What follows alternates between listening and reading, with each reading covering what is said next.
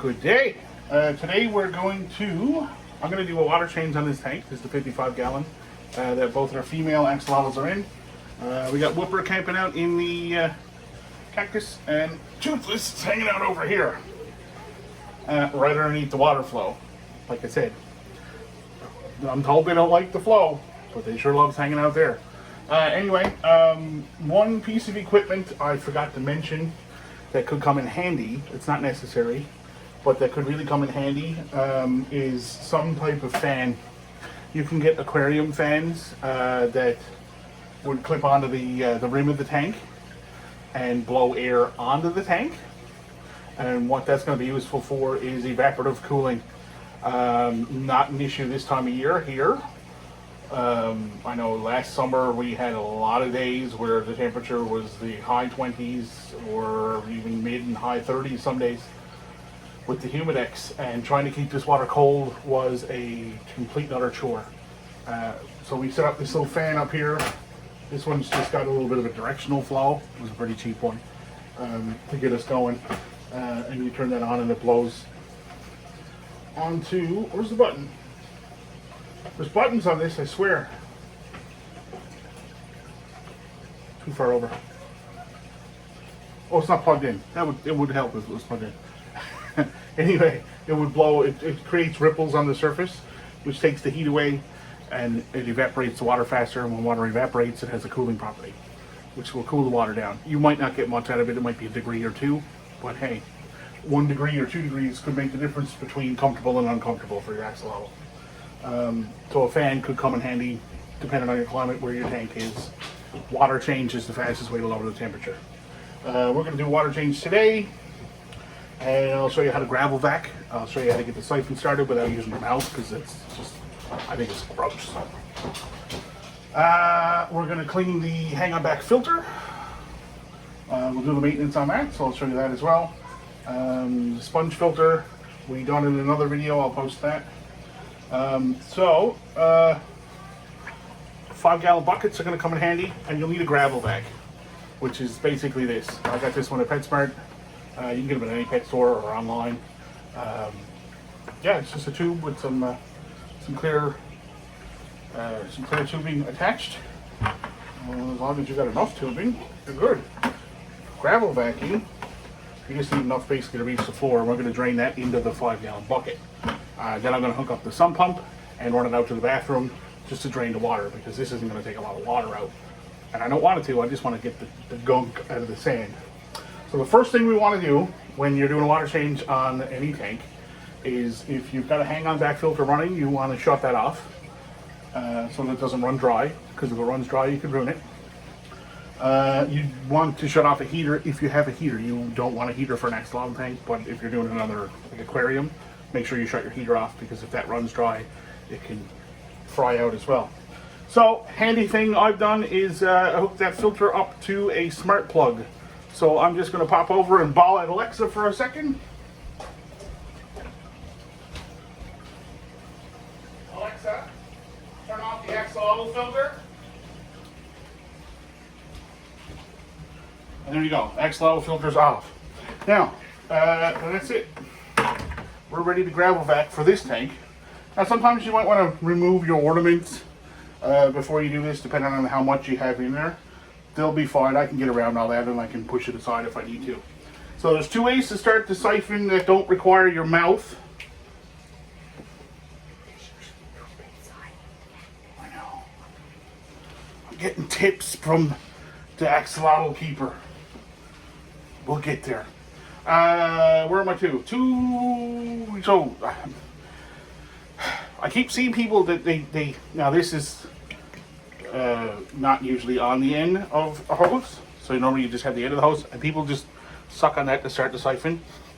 It already smells, so I don't want to do that.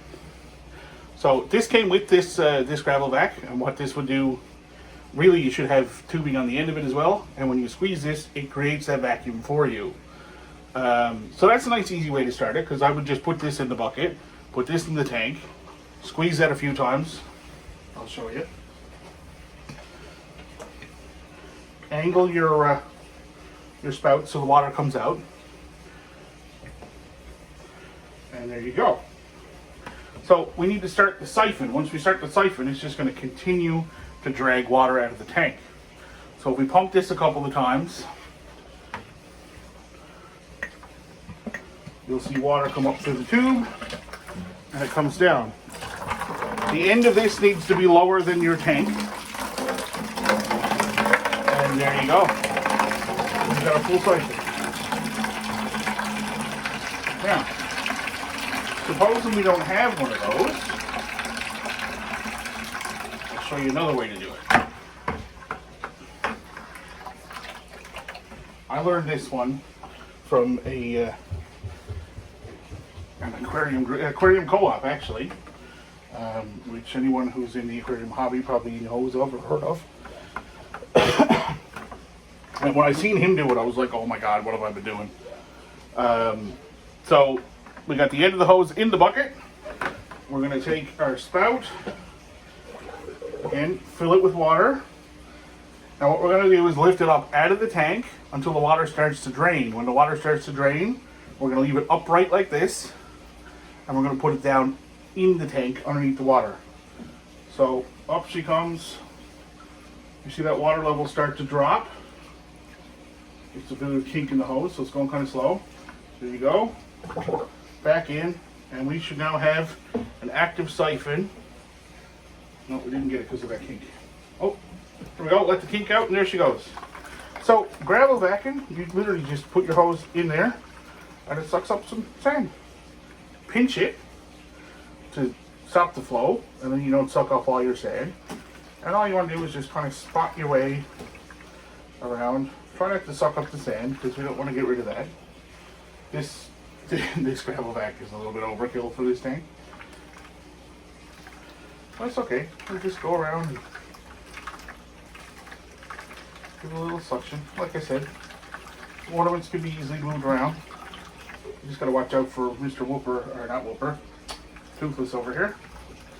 So we'll just take Frankenstein's head and we'll give him a flick over here. We've got lots of water, so we've got lots of time.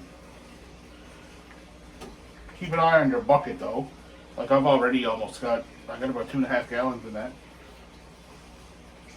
You just go over the tank.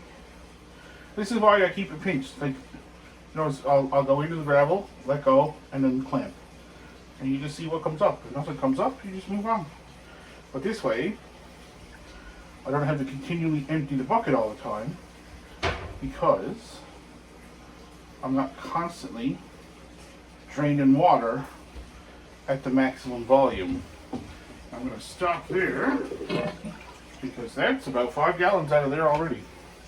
So we're just going to switch buckets. Now you can do this without stopping your siphon.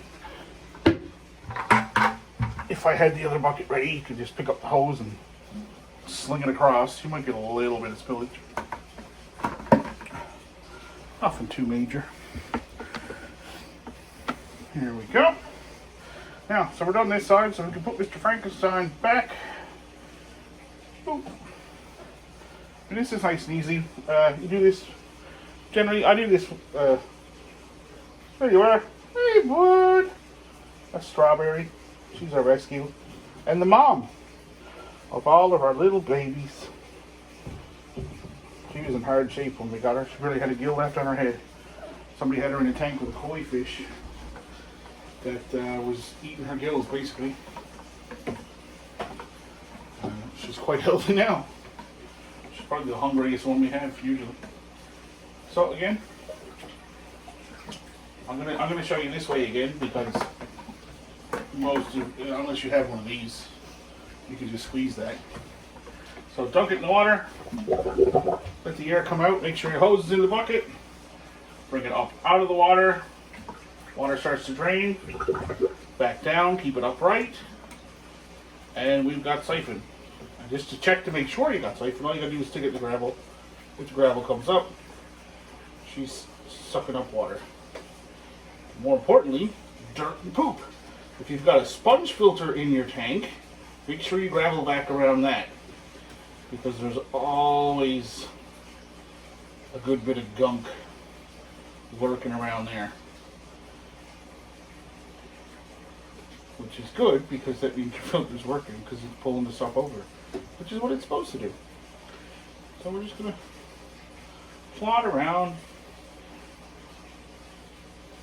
If you've got a deep substrate, like if you've got a planted tank, you should be grabbing that, but just leave that one alone. If you've got a lot of substrate, you can dig it right down. Just let it go for a couple of, like, a split second, and just let it suck up like that. Control it with your hand. You pinch the hose. And that's it. That's a gravel vac. It's done. So we can let that go. If you've got to do the water change this way, you can let it go and fill up your buckets and continue on and dump them out and bring them back and all that stuff. I am going to.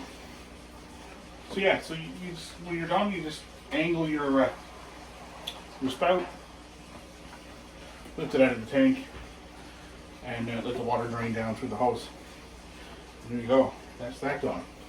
Now, I'm going to disconnect this piece, put that in the bucket, and then we've got our sump pump. These aren't very expensive if you've never looked at one. We have a small one that was about $25. I think this one was about $45. But we've got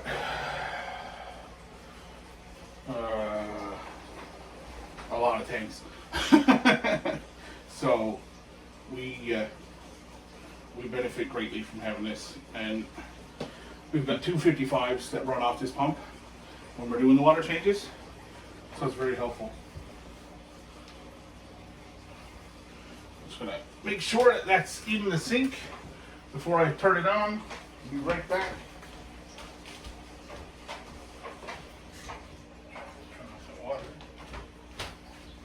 And it is in the sink. So we're just going to connect the plug and let her go. Like I said, we had a small, cheap one. It was about 25 bucks, and it works great. It just doesn't have the flow. That was really the difference with this one. Is it goes a lot faster. Not only does it go a lot faster, but it'll pump the water a lot higher. Now, this not working at all. Error, maybe? Oh, we gotta do some troubleshooting.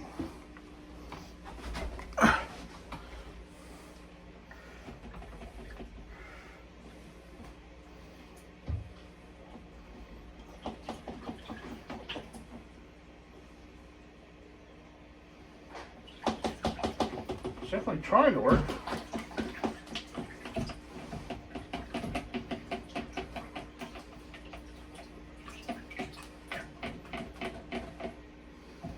Okay, so let's try it.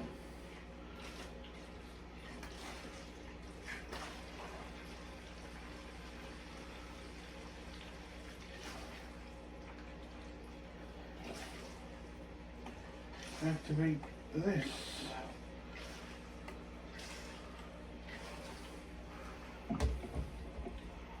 Pump, no pump. Okay, well, I'm going to switch over to the smaller one and get this water out. One sec.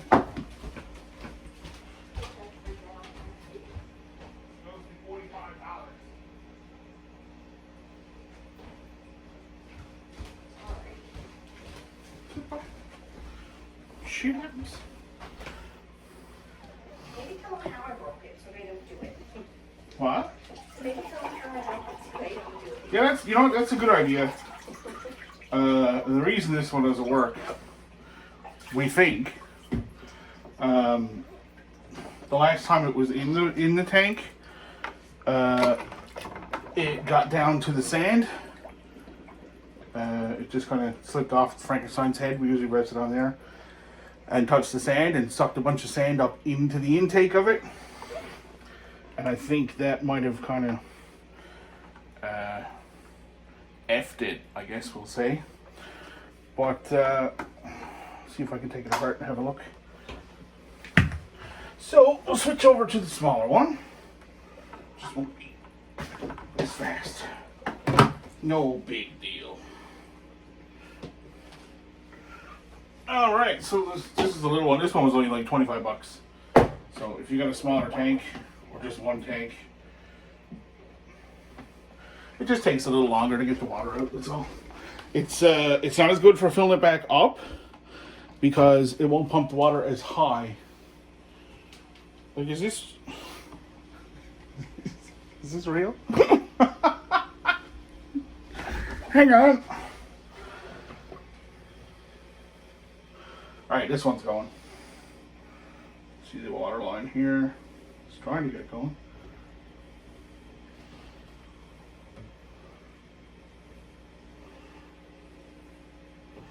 I don't think it's pumping it to the height of the sink. It's kind of a little bit higher than that. Sorry. We can just get it going. Come on, goodness. Lots of technical difficulties. There we go. Lots of technical difficulties. Okay, so while this is draining away, so important safety note: don't let your sump pump intake the sand. And you see what I mean about it kind of slides everywhere. What I'll do here, put that there.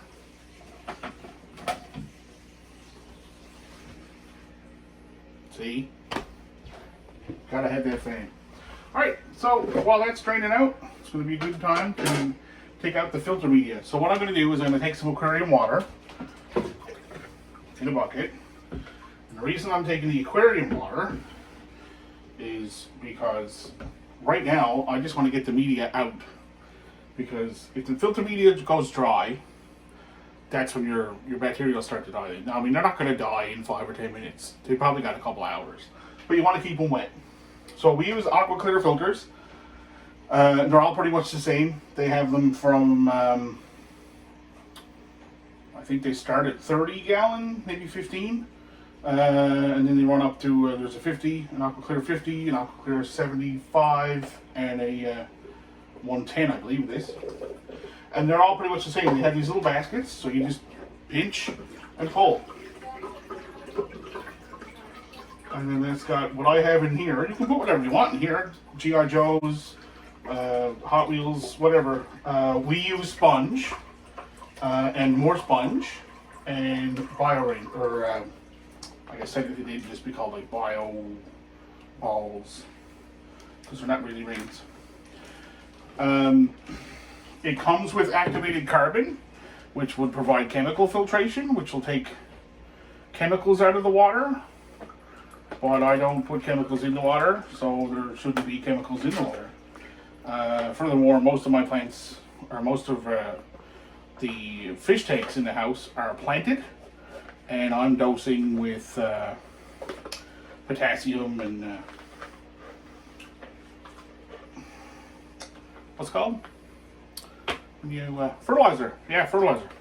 The activated carbon will actually remove that stuff from the water, so that's no good for me, because I want my plants to live. So, there's your sponges. Your basket you can just sit back in here for now. That's fine. So as I said, we're going to take out about half the water. I usually do a 50% water change. I've seen a lot of stuff online that'll tell you that you can do less, or 20 or 30 or whatever percent. I don't see the point. Most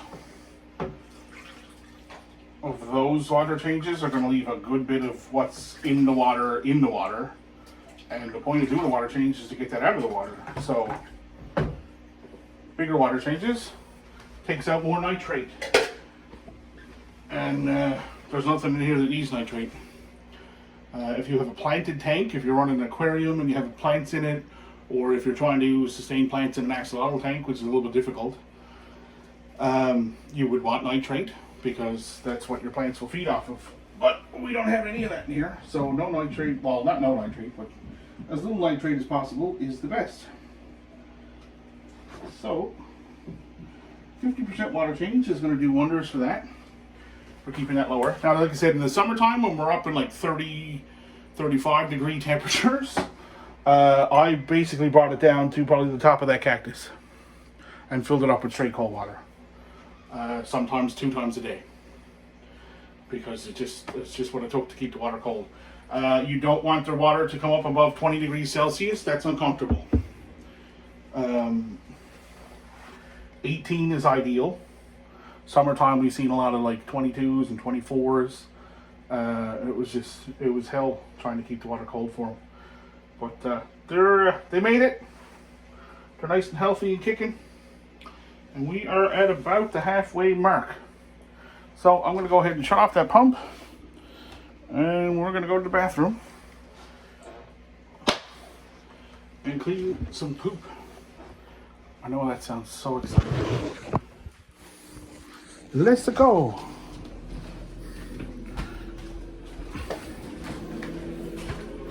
Okay, so here we are at the sink. We're gonna do all this in nice cold water. Oh wait, now hang on. Here we go again. Because I'm about to take off a lot of people. You're supposed to clean all this in aquarium water. Don't say I didn't say it, and don't say I don't know it, because I do. The manual would say this has to be done in the aquarium water so that the chlorine doesn't kill your bacteria. I said it, that it's okay to do this, and I said that I do it, and I'm going to show you again that I do this. This amount of time in chlorinated water is not going to be overly detrimental to the amount of bacteria that's in this sponge. There you go. So that's just going to be a bit brown on that one, and that one, and that one. Oh, that's probably good. You just want to give it, 30 seconds to a minute. Okay. It's starting to come a lot cleaner now. Make sure you give it a good ring. The less water that's in that, the better. But I don't see the sense in trying to clean my filter in the crack that's in my filter. This is like trying to clean a dirty mop in dirty mop water. Now, you could have another jug with aquarium water. Actually, let me show you that right quick. Let's take this one. I'm not going to use aquarium water to go back over and get it. I'm just going to fill up this jug. Rinse that poop off my hand. I'll fill up this jug, and I'll show you how fast your clean water is going to last if you're doing it that way. Okay, that's about good. So the sponge comes over, and it's brown. So I'm already cleaning my sponge in dirty water. Look at that. I don't see how that helps. But the manual says do it in aquarium water. So there you go, I told you. That's not how I'm going to do it though. I'll put that back over there. I'm going to use tap water like I'm not supposed to. And again, give that a rinse. You only want to give it 30 seconds to a minute. Put it down and squeeze it that way. You see all the brown coming out. Try not to let it soak back in. All that brown is poop.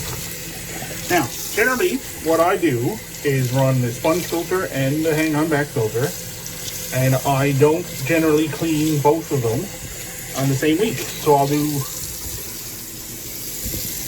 if I do the sponge filter this week, say, generally, if I need to do a hang-on back filter, I would do that next week. And that way, even if I am killing a fair bit of beneficial bacteria, give your rings, just give them a little slosh through, get the debris off them, and done.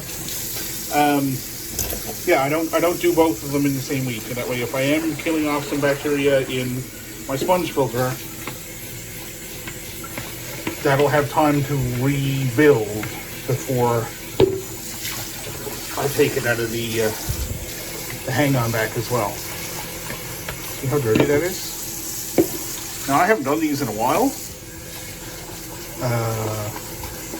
I don't know. I don't know when the last time I cleaned the media on these was. It was probably I don't know, might have been a month or two. And we're just gonna come back over. I'm gonna switch the camera. Yeah, so it's probably been about a month or two since I cleaned this. I don't clean them very often. And I usually only do it when I notice a lot of gunk in my intake. I'm doing this one right now just for demonstration purposes, really. And it's for the amount of gunk that came out, it needed to be done. So I do the 2 sponges here, and then your rings on top. Hold that up, pinch that. You see that? That's not in the way there, is it? It might be. Yeah, so your sponge, and your rings or bio balls or whatever you want to call them. So just give the top a pinch, push it all down, and it'll sit nice in there. Now, since we've dropped the water level lower than where the end of the filter back is, we've lost the reservoir of water that would be in the filter. So we need to fill that back up. And again, you should use aquarium water for that, so it's not getting chlorinated. And in that goes. And you just pour that in until it pours back out. And this would be called priming your filter, in turning the hang on back filter term. Because if we were to start that up without doing that, it's not going to suck up the water. It's just the air is going to fool up the suction levels, and it's not going to be able to pick the air up. So we're not ready to turn the filter on yet because we need to bring the water level up more for that. So I'm going to bring the other end of the hose in and start filling this back up, and then we'll put our water conditioner and bacteria starter in.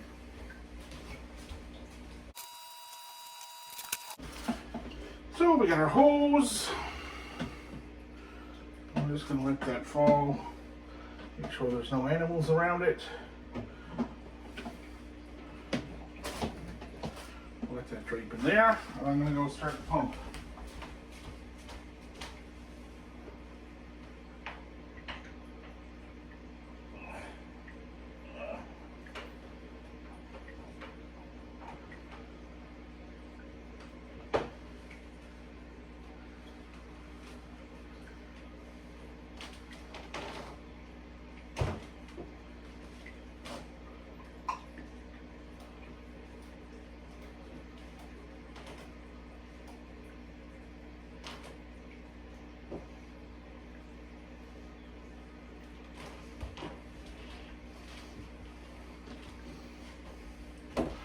Here comes some water.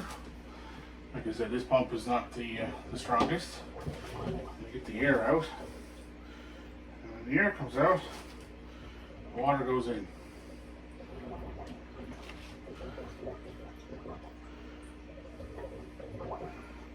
Chug, chug, chug. Almost out of air. Here it comes.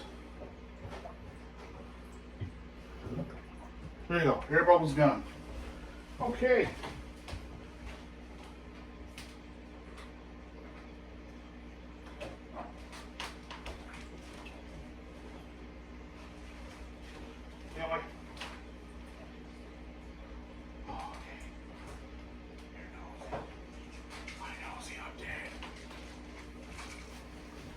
Alright, so we just need Seachem Prime. Well, this is what we use, or the equivalent. You can get the API all-in-one, I think it's called. There's probably about 12 or 15 brands. Water conditioner you need. We're going to use Prime, and we need some bacterial starter. We're going to use Stability. So, as mentioned, we condition the water while the tank is filling, and we condition for the entire tank. This is a 55-gallon tank, so 5 mils is a cap full, and that does 50. Whoop, there you go. And then we need the the other 5 gallons, which is just a drop in the cap. I'm going to put that one straight in the filter reservoir, and that'll dechlorinate the little bit of tap water that accumulated into our sponge and wire rings and stuff, and that'll offset that.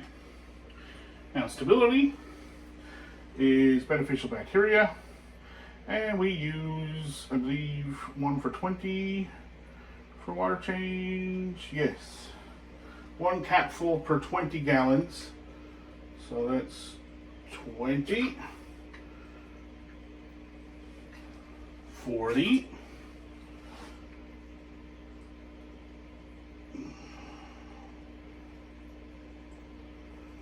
almost need 3 capfuls. So I'm going to put some up here again, and I'll put the bacteria straight on there.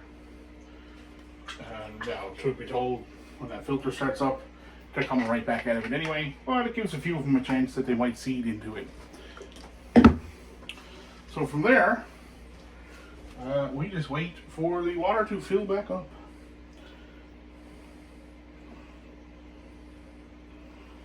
There you go. That's the flow from this filter. Like I said, it's 20. I think it was 25 bucks. It's cheap, or it works. It works fine for this tank. It just takes a little while. That's all. Where's my axolotls? There they are. They're both hiding in here. Fresh water right on them. Water current there. Hello. He thinks it's food. Look at him. He thinks it's food. And I keep saying he, but this is she. You hungry, girl? Dust off Mr. Skeleton here. That's probably the sharpest thing in the tank. Somebody got some debris in here already. I'm just going to turkey baster that out.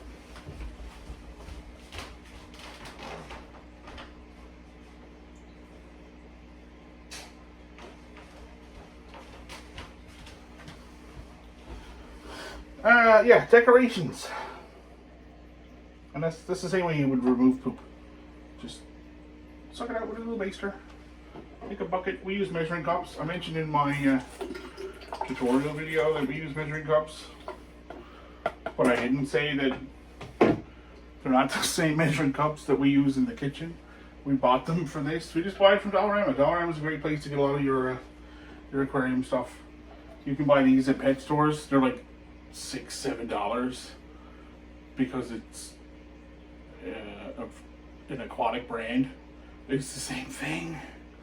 They're cheap at Dollarama or Dollar Store, whatever dollar store you use. Decorations. We're trying to talk about decorations. These animals, as I mentioned, are not very well sighted. They can't see much better than just kind of shades of light, really. They're also delicate. You don't want sharp edges. They're going to crawl around. They're going to swim around. They're going to bang into stuff. So you want stuff that's pretty smooth. Like that's pretty rounded there. I mean, the corners on this are, I don't know if you call them sharp, but they're certainly sharper than like the curves on this. But they're not dangerous to the animal. But you want to watch out for if you're buying a hide, you would want to hide, which is just something for them to hide in, like you're doing right now. The inside rim would be a lot of times they got that little sharp edge where I guess the mold was cut from the plastic. You can sand it down with sandpaper if it's something that you want to use, or find something else because you want to keep it nice and rounded. I'm going to stop talking now, and I guess we'll speed this part up to get to the point where we can turn the filter on.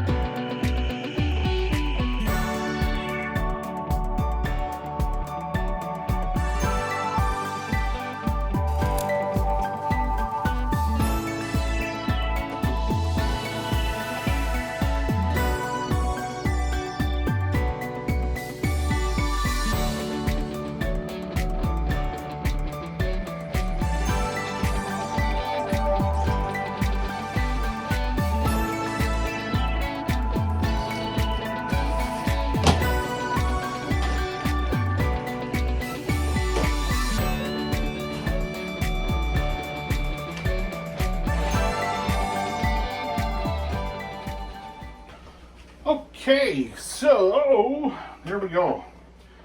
So I'll fill back up and put the lid back. I probably could have put the lid back on that a long time ago, but no big deal. We like to fill it right to the rim, which brings me to a point that I forgot to mention up to now. You should have a lid. We don't have a lid. Axolotls can be known to jump. I haven't seen any of ours do any of that. I think we got lazy ones, but they don't jump. We don't have a lid. If you're gonna have a lid, try and get a mesh one, because if you've got like a glass lid, that's going to insulate the tank, which is going to keep the heat in, with the evaporation from getting out is what I should say. If you've got a mesh lid, the water can evaporate and circulate and keep the water cooler. If you notice that you are getting a fair bit of evaporation, which will happen, usually when I come in to do the weekly water change, we're probably down to about here. You can just top it up. Just get a bucket or a jug, and usually in that case I get a 5-gallon bucket and I condition 5 gallons worth of water and fill it up so that the water that's in the bucket is already conditioned, so I don't need to waste 55 gallons worth of conditioner on 5 gallons of water, and then just pour it in as much as you need. It's easy for me to say we use a 5-gallon jug. If you only put 2 gallons in, then you've got 3 gallons of wastewater, whereas like here we can put it in the other tank, or the other tank, or the other tank, or the other tank, or the other tank. I made a joke about the filter media, and I probably shouldn't have. I said you can put anything in here, like G.I. Joes or Hot Wheels. Don't put G.I. Joes or Hot Wheels in your filters.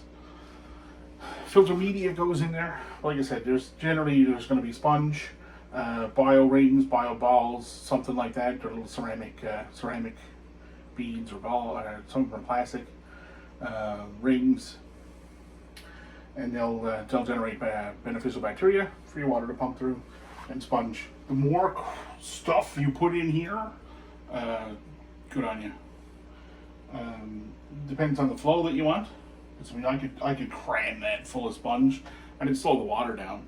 We could put a pre-filter sponge on here, and that would slow the water down a little bit too.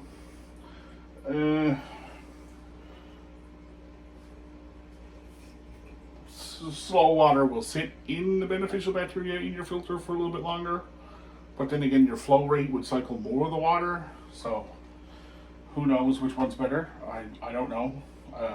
I've looked into it, I haven't found an answer. But anyway, let's get our filter back on and we're good to go. Alexa, turn on the Axolotl filter. Now, if you're using an aqua clear filter, you're going to have this little, I'm going to pick up the camera for this part. You're going to have this little nipple on top here. This will control your flow, really. If you move it to this side, it has less flow, which means it'll siphon it faster. So I usually like to start it on that. And you see it's almost there. It's trying to give a little flow. This will quiet down once it gets going. You hear all the bubbles and stuff going through it. It's trying to work the air out, so it's all water. At this point, now we've got a good flow going. There's not a lot of air bubbles clicking inside of it. So we'll switch it back to full power. You might see it like restart the siphon at that point, but it'll be very quick. And that'll work itself through. See, there it goes. It's starting to restart, and just about all the air's out. So there you go. This is why we like to keep it up by to the rim when I fill it up, because the water doesn't have far to travel. We're aerating the water with our sponge filter, because that sponge filter is not nearly big enough for this tank for filtration wise, but it provides great aeration. We're going to get some aeration off this, which is where you see the bubbles, but mostly if the water's not falling very far, it's not making noise. Why we got so much rattle going on here? The lid. If you're using an aqua clear filter, these lids can make a lot of noise like that. A lot of times you give them a tap and it shuts up. Easy way to make it stop forever is you can lay something on it. We used to have just a little weight that we laid right here, and that'll stop that. There's times in the nighttime when I just can't be bothered, and I'll just lay the lid like that. You don't want to leave it off, obviously, because you will get a little bit of spray. See, you get your rattle.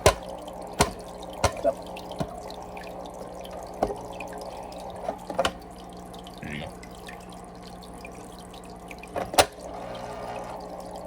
Really rattly today. Just know we're doing a video. But anyway, that's all there is to it. So that's how you would do a water change. Like I said, make sure that you turn off your filter. If you're doing it on an aquarium with fish in it that has a heater, make sure you turn off your heater. Shush.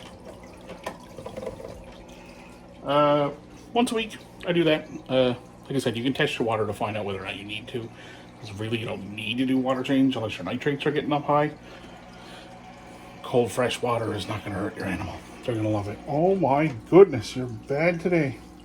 Alright, on that note, we're going to end the video. We are done with this stuff for today. I'm going to go check on the tank that we're trying to cycle. So, thanks for watching. Thanks for joining. Hope you learned something.